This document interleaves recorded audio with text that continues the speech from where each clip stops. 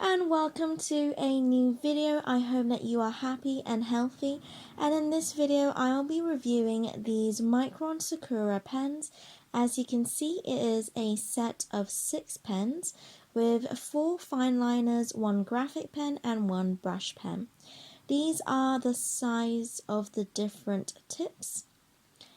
These were £10 on Amazon, which is quite pricey for pens, but they do have archival ink, which means that they will not fade. On the pen lids and on the side of the pens, it tells you which type of pen they are. These numbers refer to the width of the pen tip. However, for example, the 01 pen is 0.25 millimeters in width, so it indicates the thinnest tip in this set, but not the actual width, if that makes sense, which I only realized when making this review. So I'm going to quickly swatch all of these pens so you can see what type of strokes they can make and how fine they really are. The fine liners make more consistent lines, which is good for outlining, adding fine details, shading, for example. Of course, the finer the tip, the finer small details you can draw. Later on in this video, I will give 3 examples of how I use the different tips and how they are useful.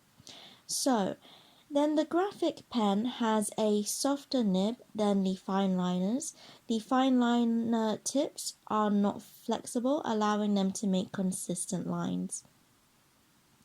The graphic brush has the widest tip and is good for making thicker outlines and coloring small areas quickly with solid black, which you wouldn't use the fine liners for.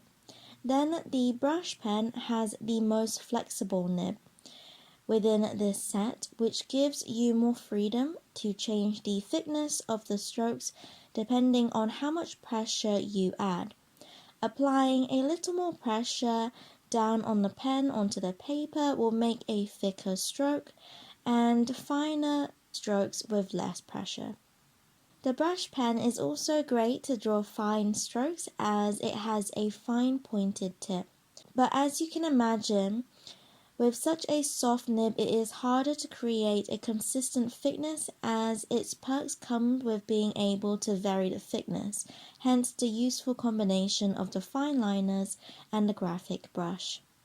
So the next thing that I do is a quick example of a cube and how I am using the different pens to shade in different sides of the cube. The next examples will be more helpful as to how to use these pens, but as a quickie visual aid, I use these different pens to create different tones depending on the thickness of the tip.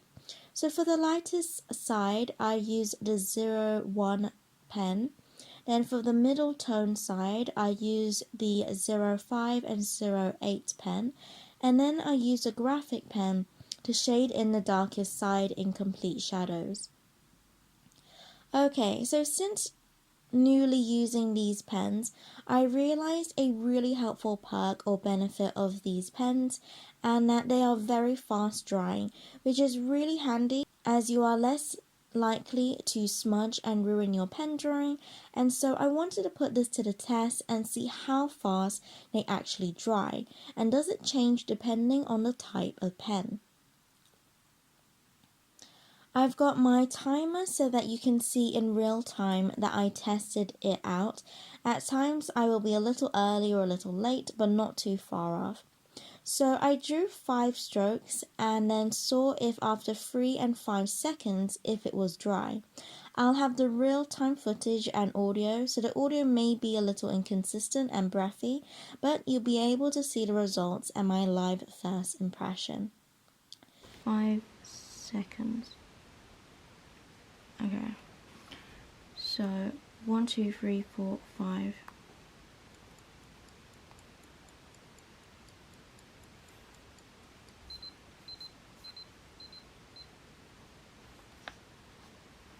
Okay, let's go 3 seconds. Oops, not that one. 1, 2, 3, 4, 5.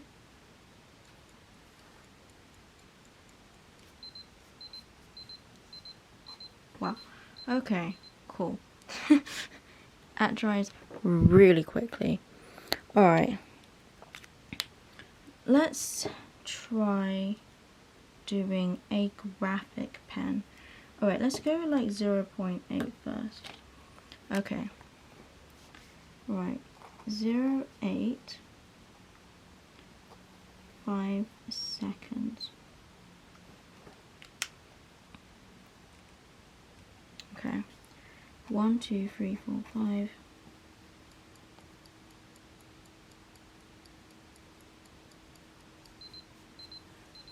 Cool. That is really impressive. Right, let's go. 3 seconds. 3 seconds. 1, 2, 3, 4, 5.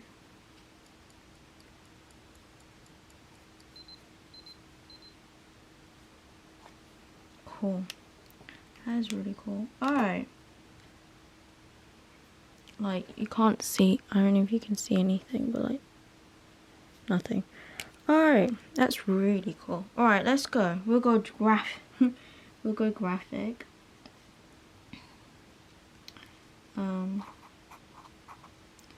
So let's go 5, 6.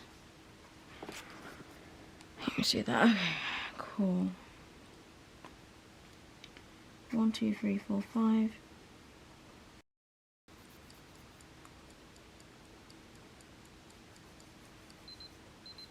Wow, that is cool. Oh wow, that is impressive. Okay.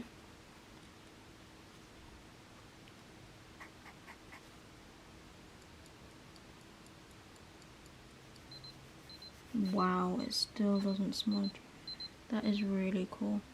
Oh wow, that is really cool. So from what you've seen, there was absolutely no smudging even within 3 seconds of using the thickest pen in this set, which is impressive. So now for the rest of the video, I will show you 3 examples of how I used these pens, making use of the different sizes as well as its waterproof and quick drying properties. Let's go. So I'm showing previous videos I filmed, so for this first drawing is of a building. Just quickly before I continue, don't forget to like and subscribe for weekly Saturday watercolor and drawing related videos. I would love for you to chill and enjoy creating with me and having the odd review here and there. Okay, back to the video. For this building, I was using the 03 pen for the outlining.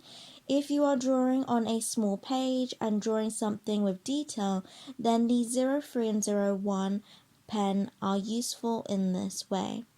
When drawing buildings, and if you're going for that neater look, which I did for this drawing, you want to have consistent lines when outlining. With the shading and details, I think I used the 05, 03 and 01 pens.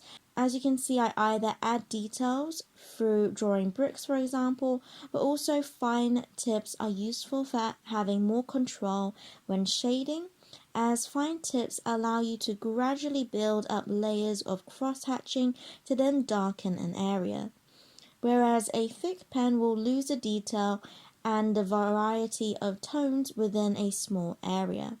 Again, because I am working within a small page, and so my hand will be rubbing against the page as I draw. It is especially helpful that the ink dries quickly, as smudging will be highly noticeable in this type of drawing and take away the neatness of it.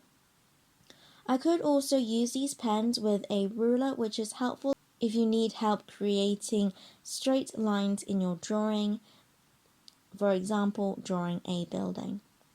Moving on to the next example, which is drawing flowers. So for this example, I am drawing onto watercolor. So for this example, I am drawing onto a page that I colored with watercolor first. It is not drying out or getting uneven and draws lines just as well as on a regular page that hasn't been painted on with watercolor, which is really useful if you wanted to draw on a watercolor background like you see me do in this clip.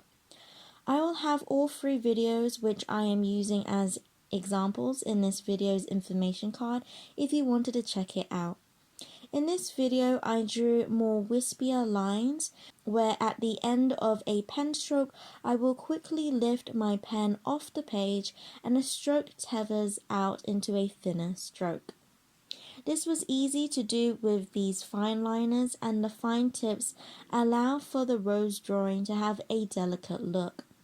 As you can see, I am using the pen a lot with many short strokes, and again the pen was not drying out and didn't cause me any issues where I needed to stop and shake the pen or anything like that.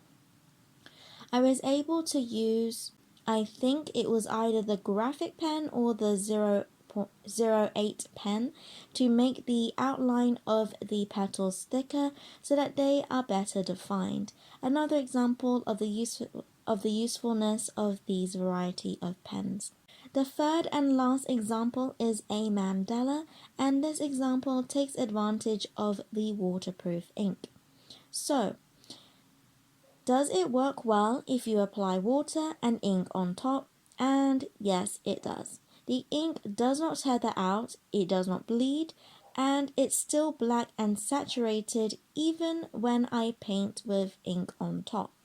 If you're wondering if it was okay to add watercolor on top of the pen, then yes, it is. This is a quick snippet of me adding watercolor on top of a pen drawing with these pens, and the pen drawing has not faded. I will say, however, if you are using a watercolor that has a chalky finish when it dries, then it will affect how dark the pen drawing will appear. But this is a reflection of the watercolor rather than the quality of the pen and its ink. Okay then, back to the mandala. So these pens are really lightweight.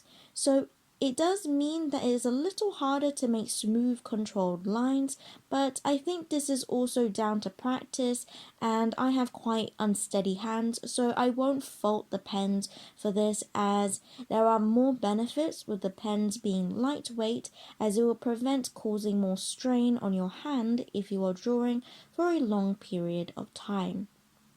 As you can see, I am able to add fine lines and outlines to this mandala as well, using the brush pen and or graphic pen to fill in areas with solid black, and then using a wider fine liner for the outline of the main shapes, a thinner fine liner for the details and lines within those main shapes, and then adding varying thicknesses on certain outlines with the graphic pen.